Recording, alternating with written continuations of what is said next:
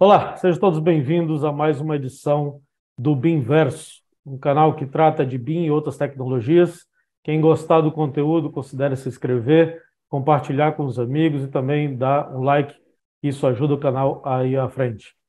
Hoje nós vamos tratar de um assunto muito importante dentro do contexto de BIM, que é gestão de tempo.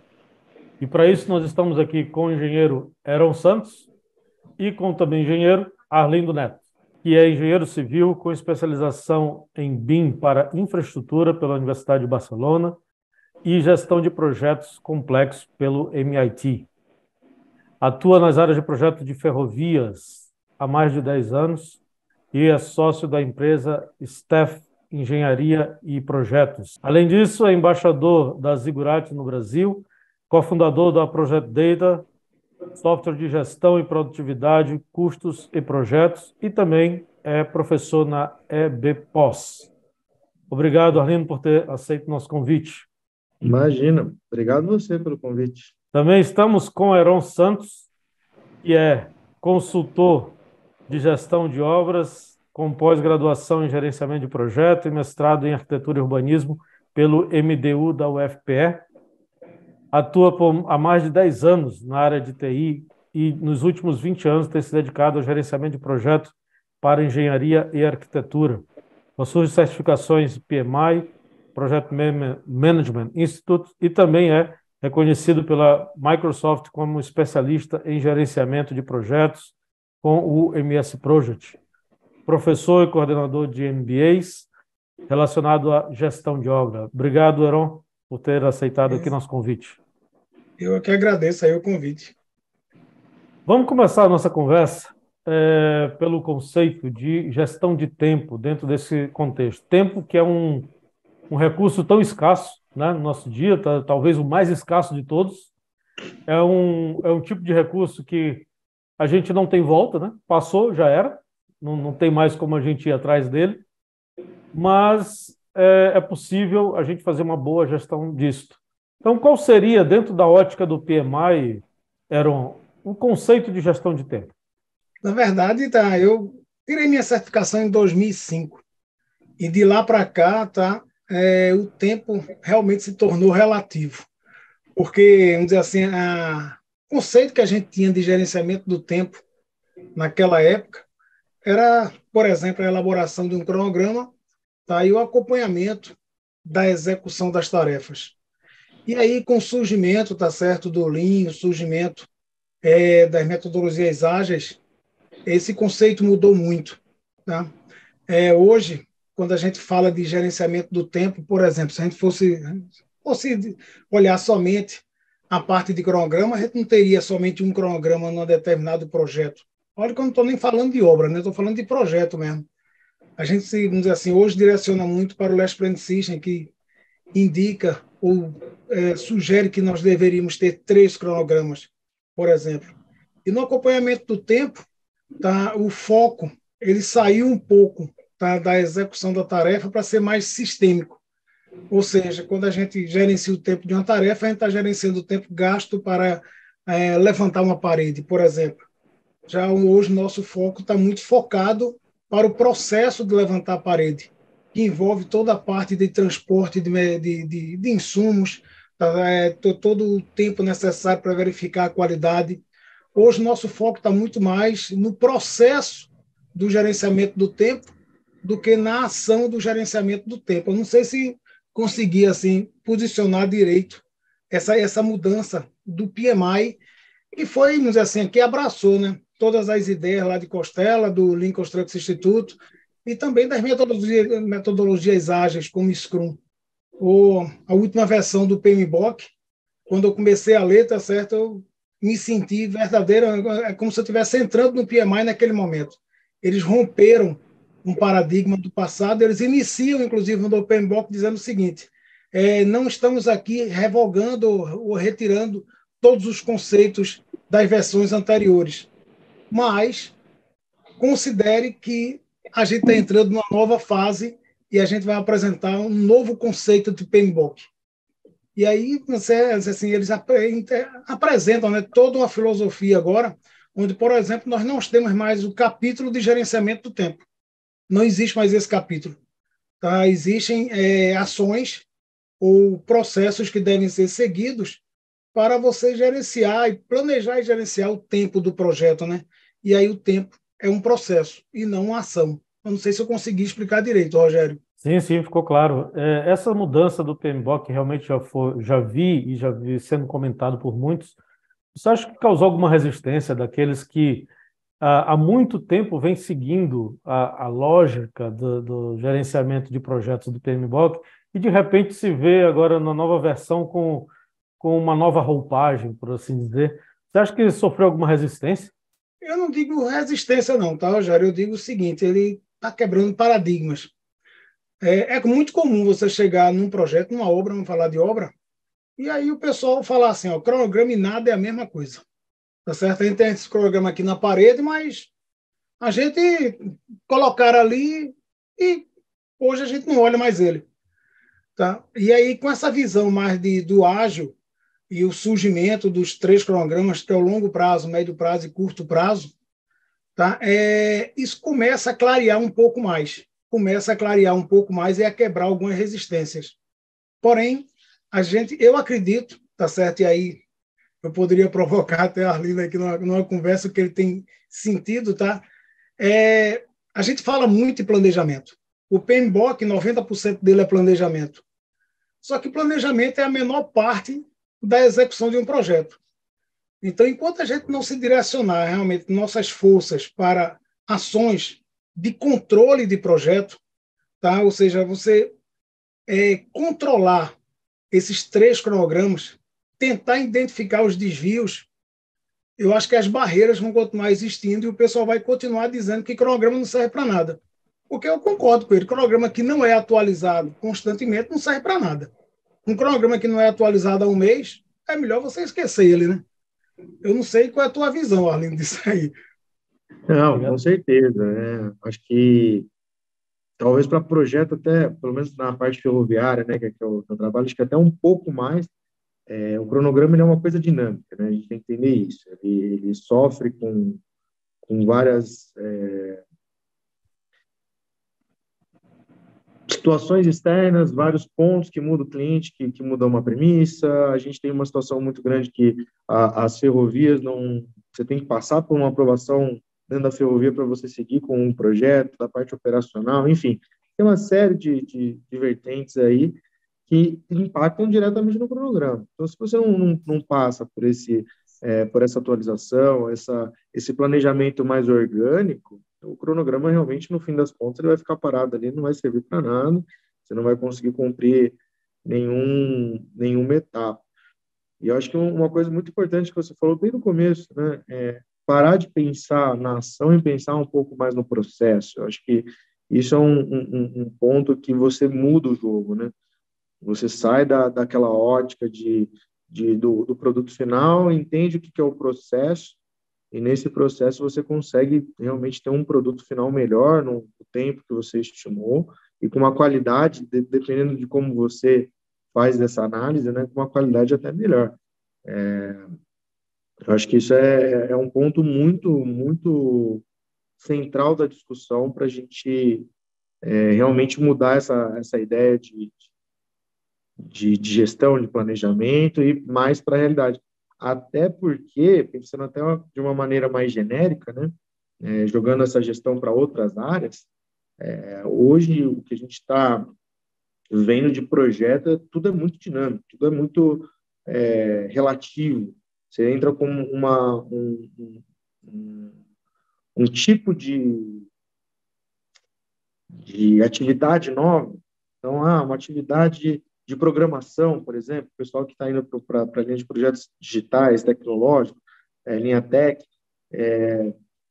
a dinâmica de desenvolvimento de projeto ela é muito mais, tem uma tentativa e erro ali no meio, descarta isso, vamos para outro. Então, se você ficar preso a certas metodologias, a chance de não evoluir, de não dar certo é muito grande. Não, é verdade. E aí eu queria puxar uma palavra que você falou aí, que é a questão da qualidade. A gente sabe que nossos prazos estão cada vez menores, né? Se a gente voltar um pouquinho no tempo, principalmente eu e Heron, que temos um pouquinho mais de experiência de tempo, os nossos prazos para realizar algumas tarefas, seja de projeto ou então de obra, eram um pouquinho mais alargados, não eram? Se comparado a hoje. Mas, com o avanço tecnológico que a gente tem visto, tudo isso, a exigência que as pessoas fazem de nós em relação de tempo é outra. Como que isso afeta a qualidade na observação de vocês? Diretamente correlacionada, né? Eu acho que, na verdade, a gente vai passar por um momento de transição, de entender essa, essa necessidade do mercado, né? A gente trabalha muito acho que em projeto no geral, né? Todo mundo que trabalha com projeto tem esse problema, né? E é o que você falou, cada vez mais o tempo é mais curto.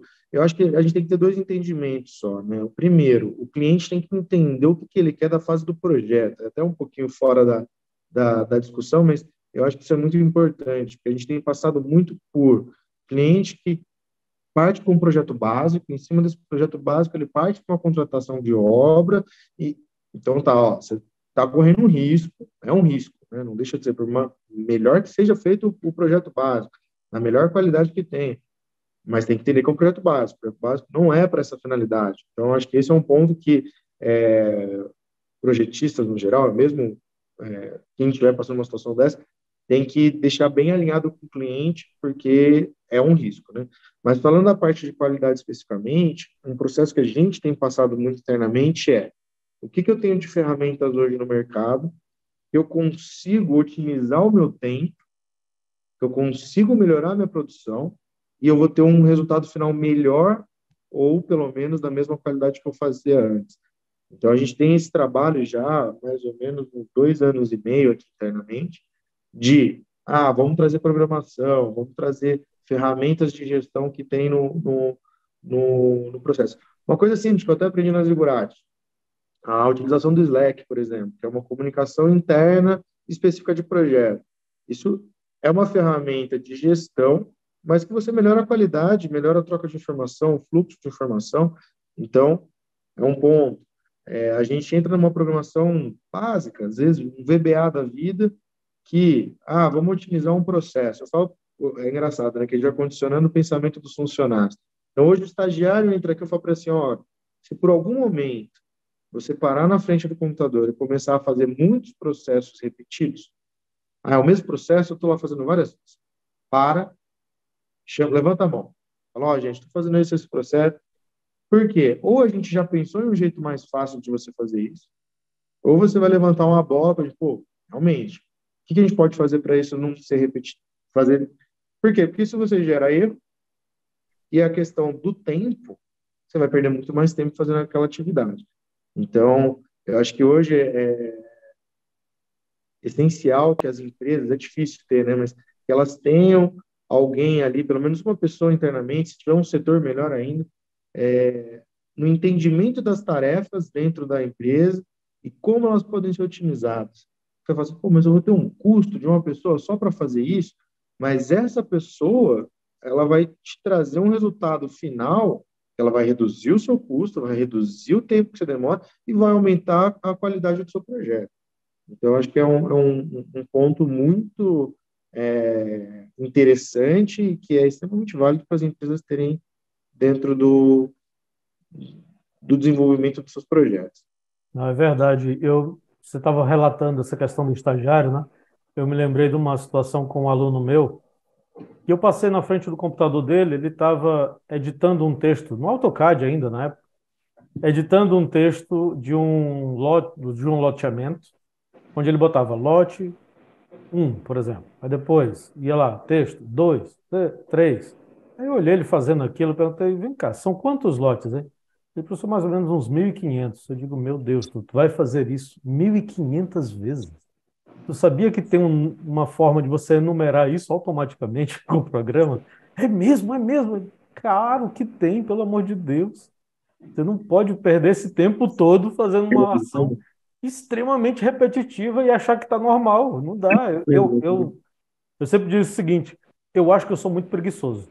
Porque quando eu me deparo com uma situação dessa, eu não consigo, eu simplesmente não consigo. Eu vou lá atrás para ver. Não, deve ter um jeito mais fácil.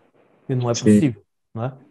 E aí eu queria Exatamente. aproveitar isso, que é um exemplo de perda de tempo, e perguntar aqui para o Heron que você trabalha com uma metodologia chamada mapeamento de fluxo de valor, né? E uma coisa que eu percebo nessa metodologia, Heron, é que a gente percebe o quanto tempo a gente perde com algumas atividades, na é verdade? Eu trabalhei 15 anos com TI, tá? E aí eu olho para o passado e vejo que eu cometi um erro muito grave, tá? E naquela época a gente já falava, só que eu não prestava muita atenção, tá? Eu imaginava que uma plataforma, um sistema resolveria meus problemas ou resolveria os problemas do cliente.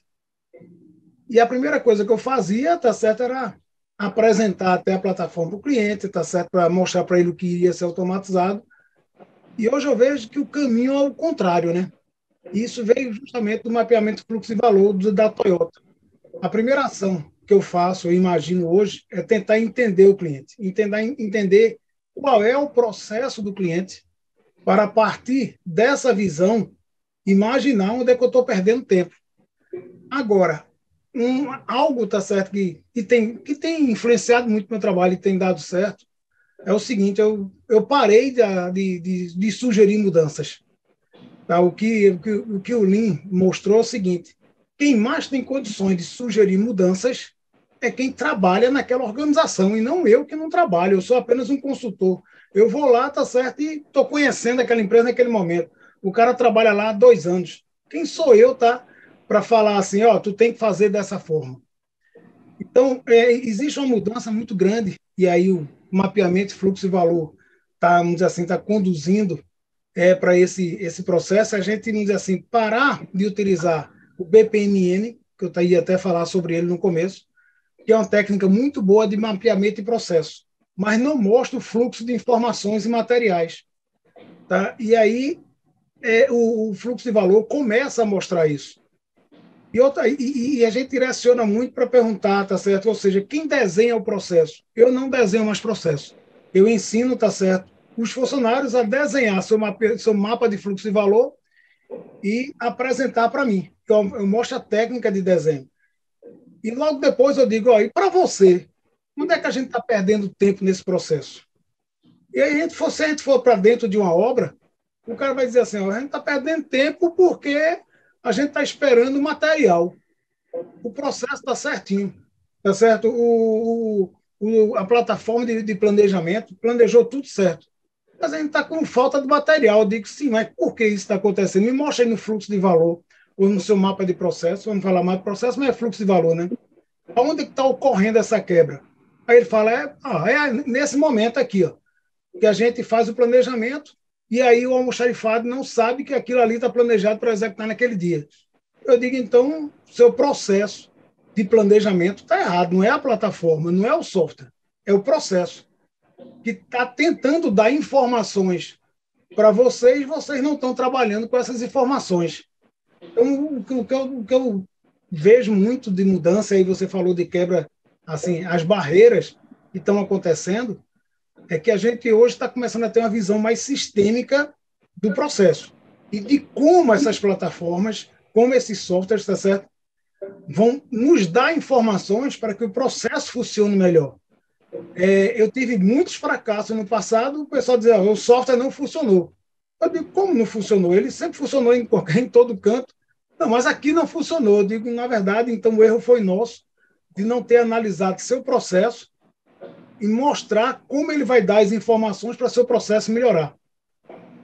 Tá? Então, hoje, o que a gente trabalha muito com mapeamento de fluxo de valor é isso. Sair do BPMN, que é um mapa de processos, só de sequência de atividades, para uma visão de sequência de atividades e como as informações e as necessidades de informações surgem dentro daquele processo. É uma visão mais lean, né? É uma visão mais lean e que visa justamente reduzir o tempo gasto na execução das tarefas, reduzir o tempo gasto no planejamento. Nenhuma outra plataforma vai te mostrar isso. Você tem que usar a plataforma para captar as informações para que você melhore seu processo, seu fluxo de valor. Não, legal. Antes de fazer outra pergunta para dar continuidade à nossa conversa, eu queria te pedir, Aaron, para você relatar aquele caso do hospital que houve uma redução absurda no tempo de espera acho que era sobre check-up de uma pessoa Ah, lembra que você me contou me uma vez? lembrei, me lembrei. Na verdade, foi um hospital aqui na verdade, tornando mais uma visão mais sistêmica, não existe hospital no mundo que não trabalhe com Lean hoje, né? Não existe. O Lean Healthcare, tá? E aí, quando a gente vai fazer um check-up, se traçou, tá, um fluxo de valor daquele processo, de como a gente realiza o check-up. E aí você agenda o médico, depois de agendar o médico, você vai fazer exame, depois de fazer exame, você volta para o médico aí demora em torno de um mês. Demora um check-up bom, anual, em torno de um mês. Tá? E aí um determinado hospital de Pernambuco falou assim, ó, por que a gente está atendendo um cliente e mandando ele fazer exame? E aí ele vai e agenda o exame. Não, vamos criar um fluxo de informações aqui, para que quando o cliente saia do consultório do médico, ele já vá direto para fazer o exame. Ele se direcione para o local do exame, faça o exame e volte para cá. E o exame. Gente, eu fiz um exame sexta-feira de sangue, às 10 horas, às 4 horas, estava tudo publicado na internet. E olha que eles gastaram um tempo danado para fazer a publicação. Tá? O resultado disso foi uma redução de um mês para em torno de 6 horas. Em 6 horas, a pessoa entrava no hospital, saía. Se a gente for mais para perto da gente, agora mesmo a gente está com um caso, né, um case real dentro da Ziggurat, onde um escritório de trabalho começou a analisar seu fluxo de valor, um escritório de projeto, né, arquitetura e projetos complementares, de uma ex-aluna da Ziggurat, inclusive. Ele começou a analisar seu fluxo de valor e verificou onde ele estava perdendo tempo. E a maioria do tempo que a gente perde é tempo de espera. A gente programa tudo direitinho. Só que a gente, no BPMN, esquece de analisar os tempos de espera. Quanto tempo eu fico esperando alguma informação chegar? Eles começaram a trabalhar isso aí e o resultado que eles publicaram foi a redução do tempo de desenvolvimento de projeto de 2 anos para 8 meses. Isso em um ano de trabalho. E eles falaram que ainda tem gordura para tirar. Na verdade, eles incorporaram muito a visão Lean, né? Onde a perfeição não existe, mas eu vou batalhar para chegar lá. Então, eles estão tirando cada vez mais as gorduras ou os tempos de espera, tá? E utilizando plataformas de gerenciamento do tempo para captar as informações e trabalhar ela no fluxo de valor. Então, eu acho que a tendência hoje é a gente ter essa visão mais sistêmica e não jogar a responsabilidade, tá certo? E aí acho que isso é bom, inclusive para a Aline, jogar a responsabilidade do sucesso da redução do tempo simplesmente em uma plataforma. Não. A plataforma faz parte de um processo. Tá? E aí vamos analisar esse fluxo de valor, vamos analisar esse processo e verificar como essa plataforma de otimização do tempo pode nos dar informações para otimizar cada vez mais. Eu gosto de falar que a palavra mais certa é ferramenta, né? Isso é uma ferramenta, ela não vai resolver seu problema. Você não vai simplesmente abrir, vai ter uma resposta. Ah, não, mas eu estou utilizando a plataforma, né, a ferramenta, e eu vou chegar aqui. Não tem martelo que faz trabalho sozinho, não tem furadeira que faz trabalho sozinho. Ela é uma ferramenta, por mais complexa, por mais desenvolvida, aquilo ali serve para você sentar, analisar e extrair o que você quer, né? Eu acho que um ponto muito legal que você colocou, e eu acho que também faz parte da mentalidade de quem trabalha em gestão, é levar a gestão para todas as camadas do seu projeto. Então, gestão, o estagiário tem que saber o que é gestão. Ele não precisa gerenciar o processo inteiro, mas ele tem que gerenciar o tempo dele. Então, assim, você levar o conceito, por mais básico que seja, de gestão, para todas as camadas que estão participando do projeto, é o que você falou. Eu acho que isso é muito válido. A gente, por melhor que você seja, dificilmente você vai entrar num processo complexo e vai conseguir identificar todos os pontos de melhoria desse processo.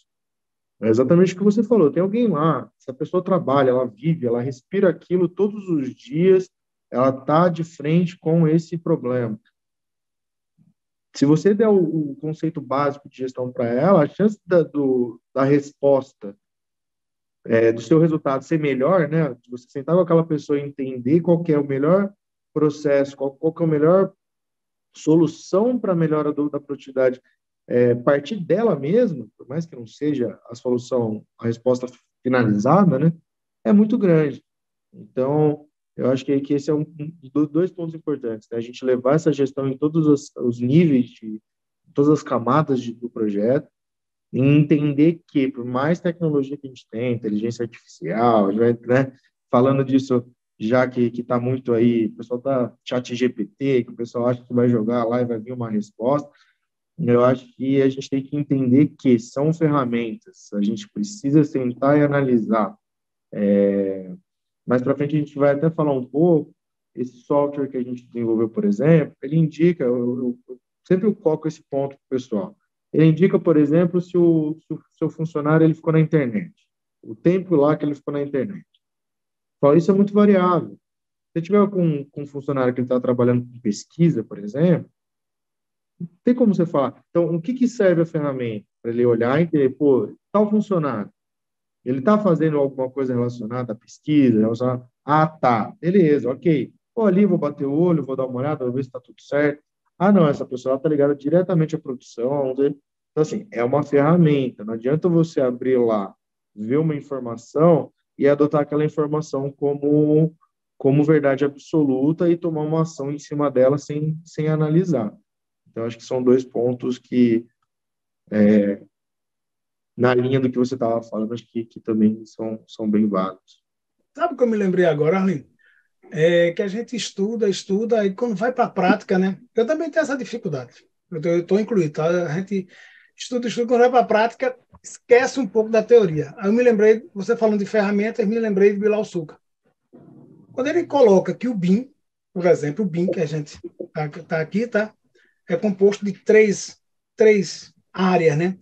E eu não jogo somente para BIM, não. Eu jogo isso para várias outras metodologias, até mesmo de planejamento, tá? Que três círculos que se conectam, né? Que é tecnologia, que é cultura organizacional, e que é processo. Sem a gente trabalhar essas três áreas, o BIM, por exemplo, para mim, não vai reduzir tempo nenhum. Tá? Por mais tecnologia que a gente aplique, se talvez a gente não tiver que mudar, não tenha que mudar a estrutura organizacional para que uma plataforma venha a funcionar, e as pessoas dizem, os alunos falam, sim, mas o que é estrutura organizacional? O que é isso? Eu digo, gente, a gente vai ter que entender o que existem estruturas organizacionais, que são modelos de como a comunicação e o poder estão distribuídos dentro da organização. Tem a funcional, tem a matricial, tem a projetizada. Tá? E aí você tem o mapa de processo. Como vamos dizer assim, hoje, para você implantar o BIM e você não documentar seus processos, você está ferrado. Aí a gente analisa tudo isso, aí quando vai para o BIM, sim, mas qual é o software mesmo que a gente vai utilizar? Esse software aqui, então vamos começar a utilizar ele. Espera aí, você analisou seus processos, você analisou sua estrutura, sua cultura organizacional, tá certo? Você preparou o seu corpo de colaboradores para as mudanças que estão vindo. Se a gente não fizer isso, eu acho que a gente vai continuar a ter, não somente no BIM, tá? Mas em gerenciamento de projeto, que eu já passei por essa onda, e aí a gente achava que gerenciamento de projeto era só ferramenta, Arlindo. Era só ferramenta. Daí a gente esqueceu, tá certo? E a gente não tinha ainda Bilal Suca falar assim, ó, não é somente ferramenta não, gente. É cultura organizacional, é processo. Analisa tudo isso. E aí você vai ter algum resultado na redução do tempo das suas ações, dos seus processos com BIM. Até porque eu acho que se as pessoas que estão dentro desse processo, eles não acreditam no processo, e aí eu acho que está muito em cima do que você falou, ele cai em descrédito. Então, tem muito isso, né? Ah, não, utilize isso aqui que vai dar certo. Só que, tá, quem que vai utilizar? Como que vai acontecer? Então, tá, tem que ter uma mudança de mentalidade, tem que ter essa cultura organizacional. Então, beleza. Vamos ensinar, vamos explicar o porquê que está sendo feito dessa maneira, o que isso vai afetar diretamente o processo, entendeu?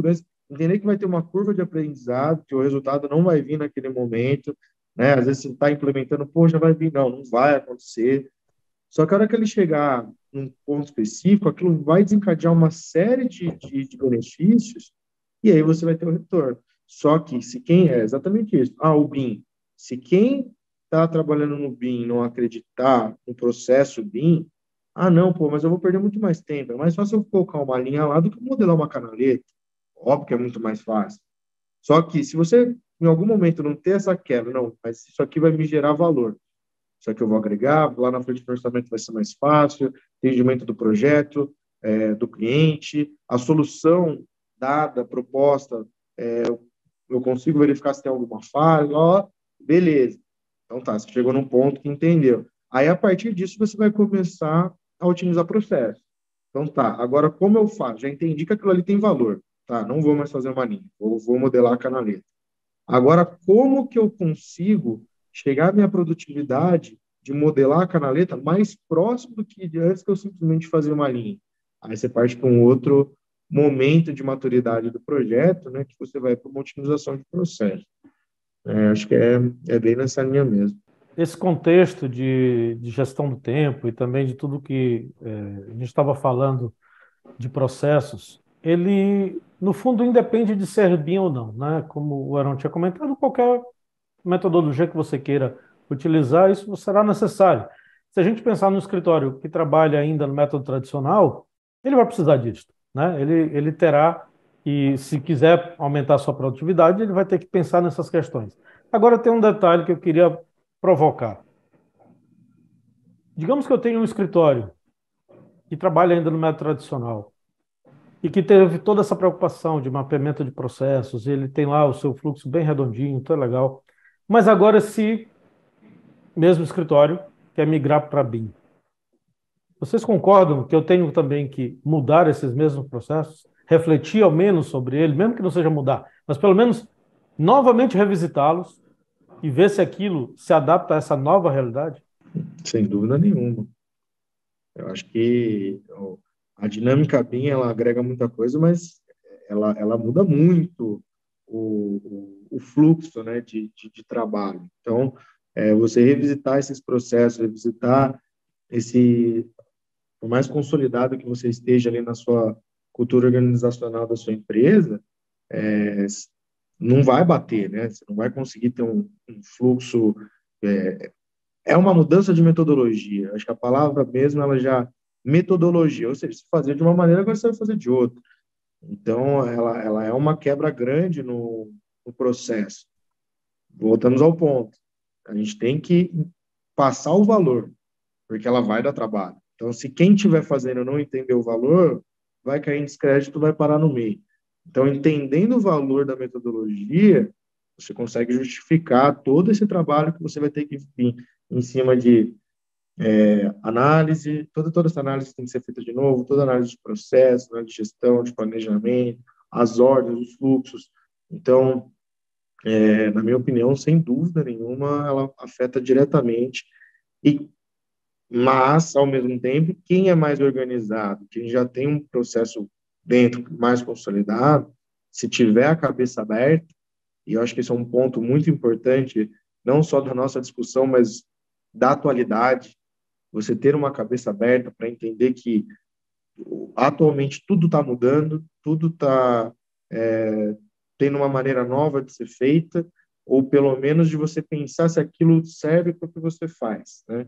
Então, acho que um ponto importante da conversa é você ter uma cabeça aberta para entender o que o mercado tá te trazendo e se aquilo serve ou não para você. Show. Aaron, há uma frase bíblica que diz que não se costura tecido velho em tecido novo. Você concorda com isso, dentro desse contexto que a gente está falando? Na verdade, eu acho que o tecido velho, ele serviu para alguma coisa e nos ensinou muita coisa. Tá? E aí a gente começa, a partir dele, criar talvez um tecido novo, né? Eu vou até, não vou falar de Heron, não vou falar, eu vou falar de Melhado, tá certo? Melhado, Manzioni, aqui no Brasil, onde eles colocam que, por exemplo, a primeira ação de um plano de implantação BIM é você ter os processos definidos de como você realiza as suas ações hoje. Para, a partir daí, imaginar onde você quer chegar, aquele seu pano novo, tá? E depois imaginar uma rota para isso, que pode demorar 2 anos, pode demorar 3 anos. Tá? Então, ou seja, você imagina a situação atual, você tem ciência da situação atual, como os processos são executados atualmente, seu pano velho, né? E aí você faz todo um planejamento de mudanças até você ter seus usos BIM bem consolidados. Só que isso vai demorar algum tempo. Tá? E aí você traça esse planejamento. E aí a gente volta para o... eu não consigo mais só dizer assim, falar de BIM sem falar de Lean, tá certo? Ou seja, eu hoje trabalho muito com a metodologia híbrida, né? Ou seja, nada... Não existe bala de prata. Não existe bala de prata, tá? Ou seja, você tem que fazer uma mudança assim, muito... usar várias ferramentas, né? Rafael Sachs falava isso. Naquele livro Build BIM, Build Lean, tá certo? Onde ele junta o BIM com o Lean de forma muito, muito forte e mostra, ó, um não vive sem o outro não, tá? Aí chega melhado, tá certo? Aí fala assim, ó, a gente tem que fazer o planejamento de longo prazo que a gente quer implantar do uso do BIM nos próximos 2 anos.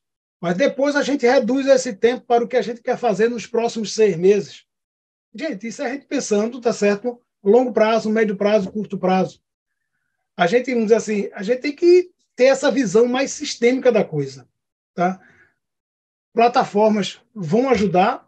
Eu acho que plataforma está naquela bola da tecnologia. Sem tecnologia, a gente não vai ter BIM. Acabou.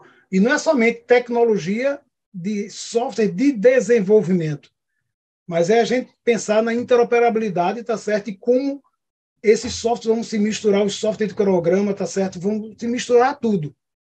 E como isso vai afetar a minha forma de trabalho, que são os processos. E a minha cultura, o meu pessoal está preparado, minha organização está preparada para ter essas mudanças. Então, eu tenho mais essa visão sistêmica hoje, Rogério, de dizer assim, da gente realmente programar essa mudança, olhando esse longo prazo, médio prazo, curto prazo, e como o BIM vai mudar toda a minha forma de trabalho. E aí, como eu vou sair do pano velho, que me serviu muito bem, para um pano novo. Ou seja, que um dia vai se tornar velho, tá? Que um dia vai se tornar velho. Não pensar que, não, eu fiz essas mudanças, agora eu estou bem. Não. Se você implantou alguma coisa, ótimo. Mas você tem que continuar evoluindo. Vamos dizer assim, a cultura da melhoria contínua, que a gente falou tanto lá atrás, a gente não praticou muito, está cada vez mais presente no BIM. Ó, hoje eu estou fazendo isso aqui no BIM de forma muito boa. Dá nada, rapaz. Dá para melhorar. Para e melhora. Para e melhora. Agora, não tente mudar para a água do vinho, não, porque aí só teve uma pessoa que fez isso. Tá certo? É melhor você ir mudando bem pouquinho. Esprema a uva, faça passo a passo, senão você não vai conseguir, não. Até porque hoje a gente tem no BIM, você tem uma outra limitação que é o software, né? As empresas desenvolvedoras de software, elas também estão. Então, eu falo assim, a gente aqui, desde o início, a gente teve uma linha de raciocínio para a perfeição, vamos dizer assim, né? O meu sócio aqui, tem 35 anos de ferrovia e tudo mais, ele é aquele cara super meticuloso, tudo.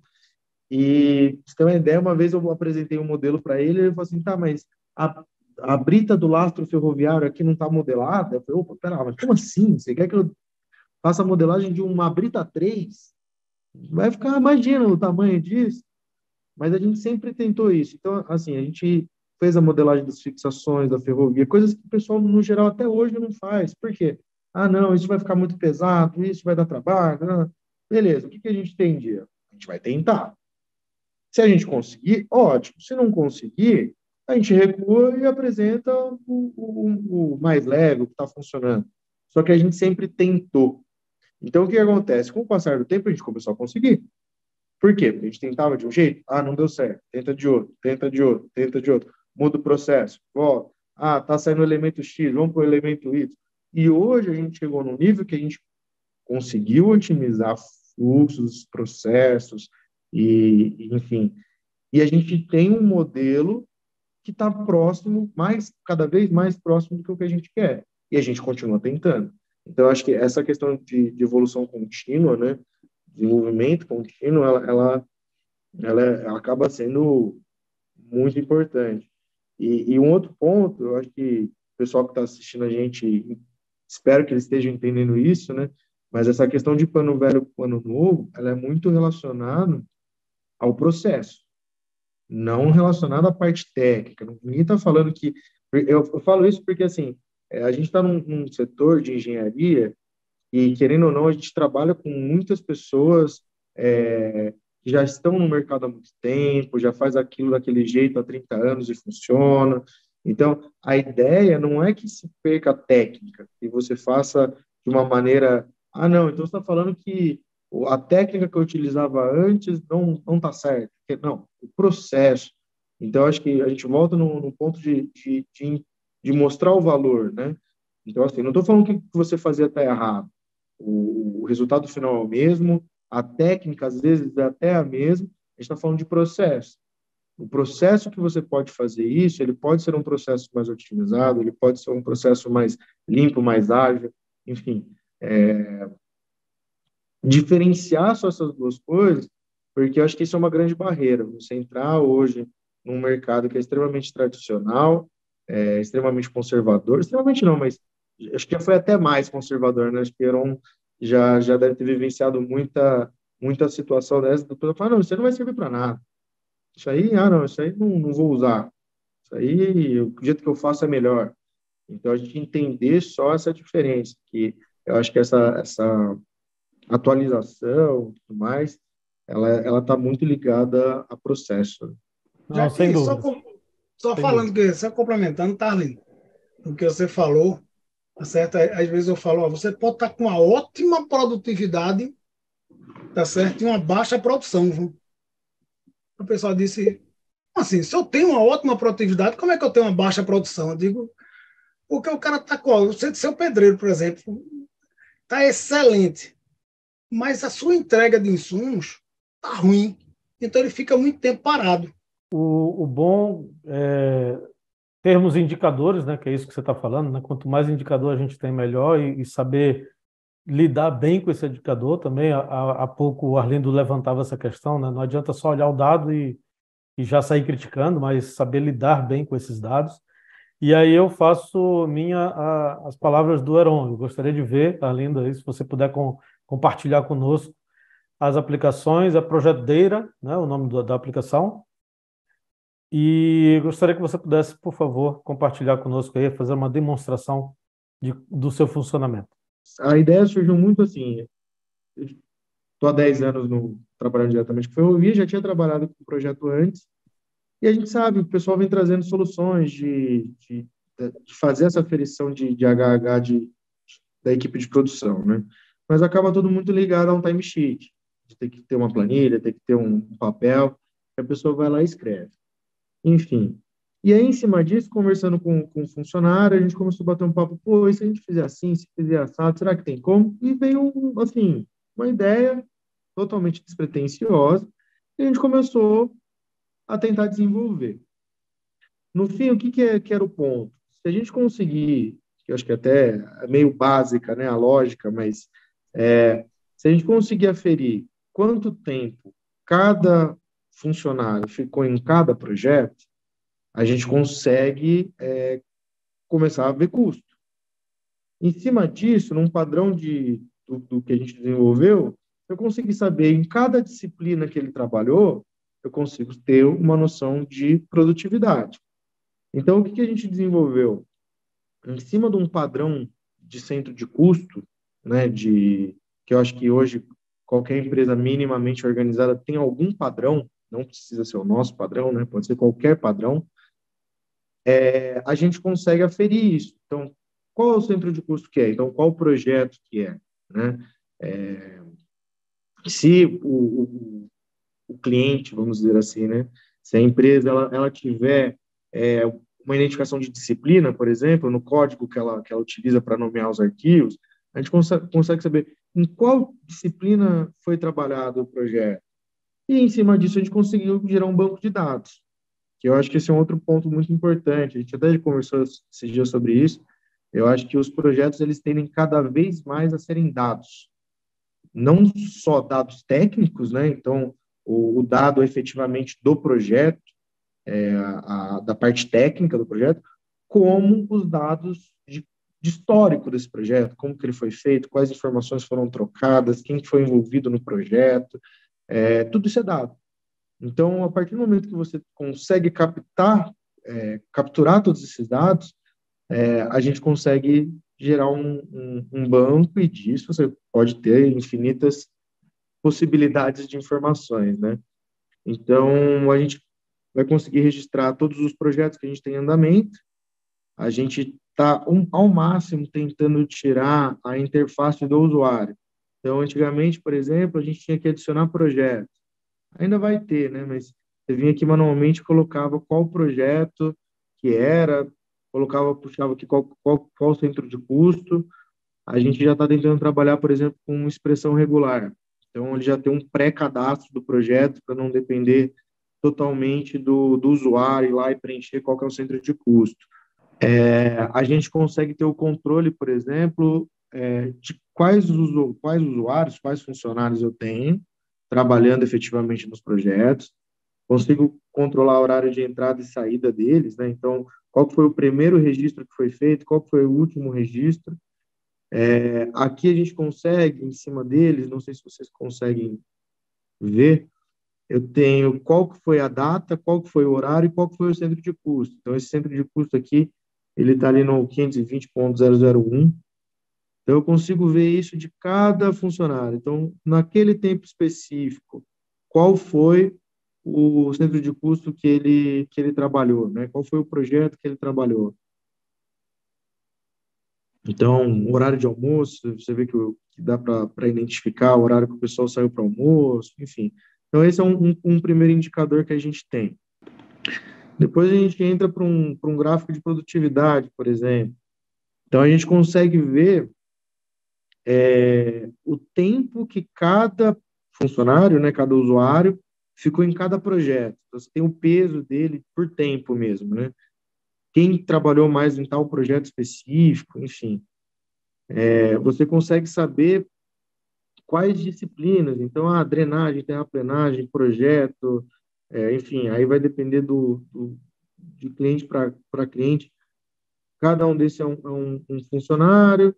Você consegue vir e colocar, eu quero saber na disciplina X, tem geometria, drenagem, terraplenagem, superestrutura, sinalização, documentação. Então, quem que trabalhou mais em cada dessas disciplinas? Você tem aqui embaixo quem está trabalhando no centro de custo e quem está trabalhando fora, né? Então, isso é um indicador importante que o pessoal vai ter que ter, porque essa barrinha vermelha ela tem que reduzir ao máximo, né? Porque se não estiver trabalhando no padrão do centro de custo, a ferramenta ela tende a ter uma distorção, digamos assim, né? Então, quanto mais certinho tiver nomeado os arquivos e tudo mais, a sua precisão vai ser maior. Deixa eu te perguntar uma coisa, Arlindo. Uma dificuldade que eu tenho, tá certo, quando a gente está dando consultoria, é captar essas informações que você está mostrando de forma tão automatizada aí. Você está me deixando muito alegre. Tá? Porém, por exemplo, como é que eu vou conseguir fazer com que o sistema reconheça que uma determinada pessoa abriu um arquivo de determinado contrato em uma determinada fase?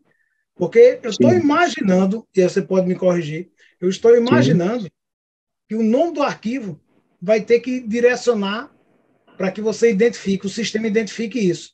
E aí volta a estar certo o que a gente conversou sobre o processo. Então, antes de implantar essa plataforma, ou concomitantemente, o escritório deveria ter um trabalho de padronização, tá certo, dos nomes dos arquivos internamente. Ou eu estou errado aí, Arlindo? Não, é exatamente isso. Eu acho que, até voltando um pouco nas conversas que a gente teve antes, tem que entender o que isso vai agregar valor, né? Então, assim, a ferramenta hoje, ela vai trabalhar em cima desse cara aqui. Então, assim, o nosso padrão hoje de centro de custo é esse, né? Pode ser qualquer tipo de padrão de centro de custo, mas ele tem que estar no nome do arquivo. Por quê? A partir do momento que ele está lá no nome do arquivo, e eu estou trabalhando efetivamente dentro desse arquivo, a gente tem um software que ele está implantado, está instalado dentro do computador de cada usuário, de cada funcionário, e ele faz o registro aqui embaixo. Ele é totalmente dinâmico, tá? Ele não precisa de nenhum, efetivamente, não, mas ele mudou de um lado para o outro, o pessoal precisa vir atualizar? Não precisa. A partir do momento que você mudou de tela, né, tá vendo? Ele já está no 900.097, que é justamente o centro de custo desse projeto, tá vendo? 900.097. Então, a ideia é que fuja o máximo do usuário, mas o usuário ele tem que trabalhar num padrão mínimo de desenvolvimento de projeto, tá? Até por isso, a gente criou esse gráfico, que ele é um indicador para saber qual usuário trabalha mais dentro ou mais fora do padrão. Então, você identifica que esse usuário específico, você tem que ter uma campanha de conscientização com ele, pelo menos sentar lá e dizer, viu, por que você não está trabalhando sem custo?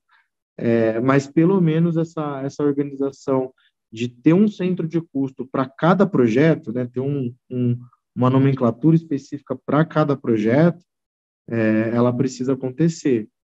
A ideia é que você tenha todos os seus projetos em andamento, você saiba se o seu custo está próximo de estourar ou se ele ainda está dentro do previsto.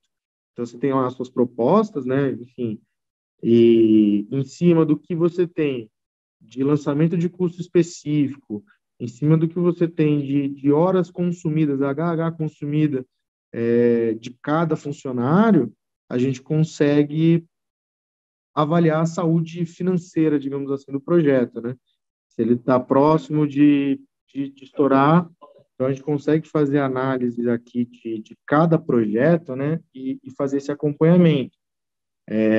Como que está a saúde financeira de cada projeto. Não sei se você já viu alguma coisa, Heron, nessa linha, já viu alguma coisa parecida? Não, sou bem sincero, tá certo? Isso aí traz uma luz sobre um problema que os escritórios têm, que é, por exemplo, eu pelo menos estou visualizando que é possível, você pode até me corrigir, mas eu vou conseguir identificar quanto tempo eu tenho de trabalho normal e retrabalho dentro de um contrato a partir do momento que eu consiga ter uma nomenclatura de nome de arquivo que eu diga em que fase ele está. Ele pode estar na fase de desenvolvimento, e aí vou ter a Sim. nomenclatura, ou posso estar Sim. no trabalho, tá certo, de ajuste, numa fase de ajuste, que é retrabalho. Sim. E aí, além de me dar, tá certo, o resultado financeiro, eu vou tentar identificar a causa daquele resultado financeiro ser bom ou ruim, que é muito Sim. mais do que simplesmente eu identificar, eu estou bom, estou ruim. Sim, mas por quê? Essa plataforma sua pode vir solucionar esse problema dos escritórios de arquitetura, que hoje eu não tenho solução para isso, não. Lá, tá certo, é muito empírico. Ó, eu acho que a gente está tendo pouco retrabalho, eu acho que a gente está tendo muito. Sim. Aqui eu não vou ter essa visão empírica, eu vou ter uma visão real. Não é isso? Isso, por exemplo, que você está falando, se você conseguir identificar, a gente tem esse gráfico aqui, por exemplo, tá vendo? O custo por disciplina. Então, eu tenho o meu custo na disciplina de drenagem, meu custo na disciplina de terraplenagem, meu custo na disciplina de geometria. Se você conseguir identificar isso, você vai ter o seu custo na disciplina de retrabalho, por exemplo. Então, assim, você pode ter, por exemplo, um custo que eu tive da revisão 0, custo que eu tive na revisão 1, custo que eu tive na revisão 2. Você consegue entrar nesses pontos que você falou. Hoje é empírico, hoje é no achismo, né? Eu acho que foi mais ou menos tanto.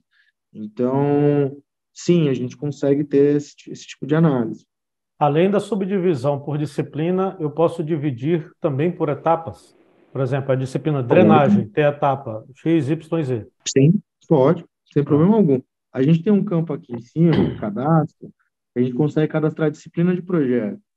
Então, aqui, se tiver no seu padrão de projeto, de nomenclatura, você pode cadastrar o que for.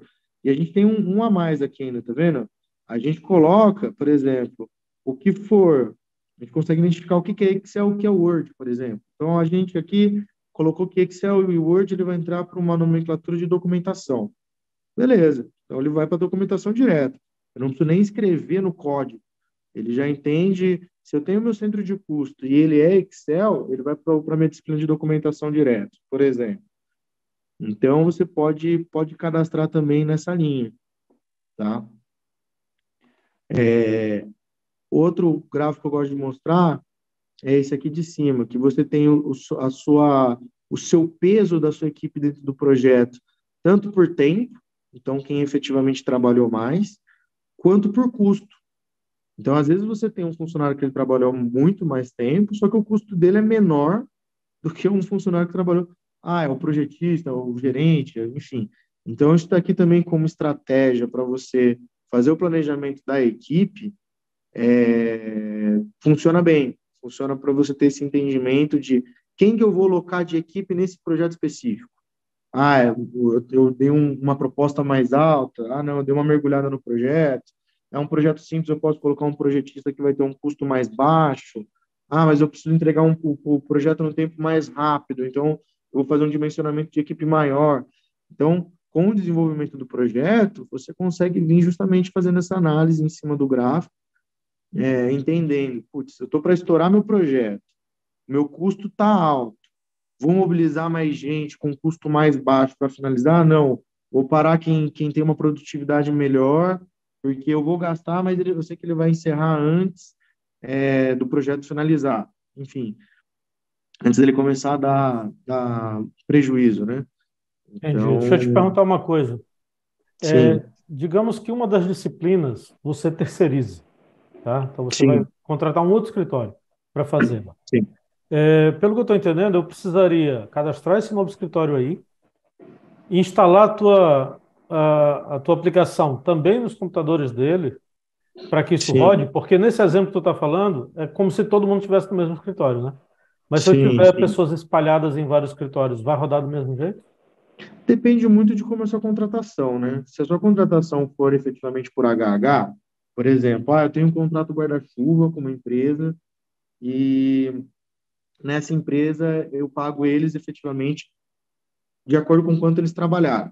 A ideia seria essa que você falou. Então tá, então eu vou ter um contato com essa empresa, eu vou instalar o software na empresa deles, a gente consegue até fazer um identificador aqui para quem é externo, vamos dizer assim, aparecer aqui de uma maneira evidenciada, mas seria basicamente esse o processo. Não, eu contratei, por exemplo, uma equipe de topografia, é um serviço, né? Então, a gente tem aqui em cima uma aba de despesas, que aí você lança um valor fixo. Eu tive um valor fixo para esse projeto de X, e jogo. Então, contratei uma equipe de hidrossanitária e ele me passou um valor fechado do projeto, não necessariamente você precisaria instalar a ferramenta para ele. Então, vai depender muito de como você vai pagar esse seu custo, né? Pode me corrigir, Tarlene, mas vamos dizer assim, o foco dele não é produção, é produtividade, tá? E é Sim, algo que a gente não consegue captar com facilidade dentro dos escritórios de desenvolvimento de projetos. Tá? Ou seja, sim. como é que está a minha produtividade? Porque isso pode ser não, isso pode me dar uma informação que eu não tenho hoje, por exemplo, para a análise da programação semanal. Sim. A gente faz um planejamento semanal de trabalho, e aí a gente pode cumprir ou não cumprir. Mas Uhum. vamos dizer que eu não cumpri e que eu chegue na análise e diga assim, eu não cumpri minha programação semanal, deixei de executar algumas tarefas. Porém, Uhum. minha produtividade não está ruim. Eu consigo captar aqui do sistema, tá certo, que nós estamos trabalhando a produtividade por um valor muito bom. Agora, Sim.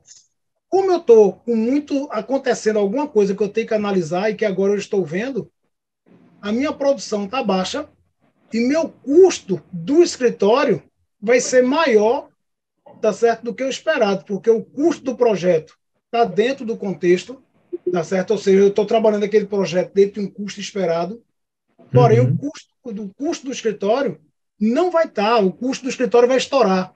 Então são visões, tá certo, que a gente tem que começar a tomar cuidado para não pensar que, vamos dizer assim, a plataforma vai solucionar tudo. Não, ele te dá informações para que você trabalhe seus processos e melhore seus processos. Mas a Exato. plataforma, por si só, não vai melhorar processo nenhum. Exato. E a gente tem dois fatores aí, né? Primeiro, é aquilo que a gente está falando, é uma ferramenta. As pessoas têm que entender que isso é uma ferramenta, você tem que analisar o que ela vai te dar de resultado. E segundo, se você não utilizar a ferramenta da maneira correta, você não usa furadeira para pregar prego, certo? Você não usa furadeira sem broca. O que eu digo é o seguinte: se a equipe não estiver trabalhando no centro de custo, se o gestor não vier aqui lançar a despesa dele, por exemplo, você vai falar, esse projeto está dando lucro, mas ele não lançou uma despesa fixa de uma equipe de sondagem, sei lá, ele está te enganando. Então, você também tem que ter esse cuidado. A gente tenta tirar o máximo do usuário, porque a gente entende que o usuário é um ponto falho de alimentar o processo, né? Justamente para tentar ficar ao máximo independente dessa situação. Mas ainda assim, você tem que jogar o custo de HH do seu usuário, você tem que fazer uma hora ou outra, tem que entrar ali ver se todos os centros de custos estão abertos, você tem um trabalho em cima disso. Mas a gente entende que esse trabalho, para o seu benefício, né, o que você vai ter de retorno, ele é muito baixo, né? O seu trabalho ele é baixo perto do tanto que você consegue ter de retorno. Vamos lá, vamos encaminhando aqui já para o final. Eu queria primeiro agradecer a presença de vocês. Queria também deixar o espaço aberto para as considerações finais, tanto de um quanto do outro. E se quiserem também divulgar onde as pessoas vos encontram aqui nos canais, nas redes sociais ou qualquer outro caminho, fiquem à vontade também para divulgar. Imenso prazer ter essa discussão. Eu acho que é uma discussão que é extremamente válida, entrar nesse assunto. Prazer imenso, Heron, muito legal o bate-papo, foi muito enriquecedor. Eu acho que, assim, consideração final mesmo, as pessoas colocarem isso na cabeça, né? A partir do momento que você entende que o seu desenvolvimento de processo, ele traz muitos resultados, rapidamente, assim, hoje aqui dentro a gente tem canal de fluxo de informação, por exemplo, que a gente coloca todas as informações do projeto dentro de um fluxo e ele dispara para documento, dispara para carimbo de prancha. Então, eu não preciso ficar preenchendo lá que aquele projeto é um projeto executivo, que ele é um projeto de ferrovia, que ele é um terminal. Essas informações, voltamos no ponto dos processos repetidos, né? Repetitivos, elas saem de um fluxo único. Então, isso foi lá atrás a gente identificou.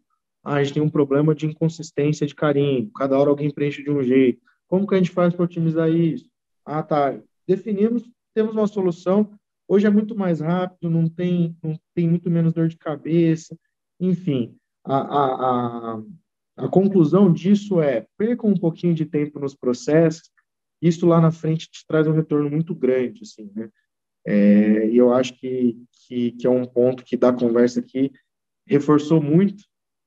Enfim, basicamente isso.